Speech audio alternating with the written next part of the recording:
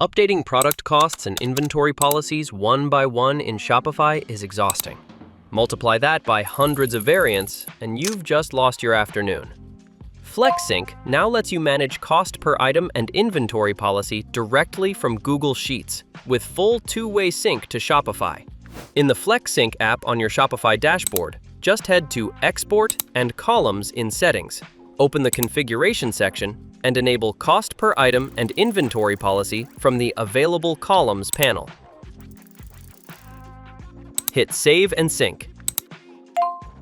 Your spreadsheet is ready with both columns, pre-filled with your current Shopify data. Update costs. Change a policy from Deny to Continue, and it syncs straight back to Shopify. No logging in, no clicking through product pages.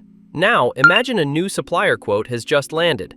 Instead of opening 200 product pages, you paste the new costs into Sheets, change the policy on your hero products, and sync, all before your coffee gets cold. Start FlexSync for free today and take control of your inventory from the spreadsheet you already know.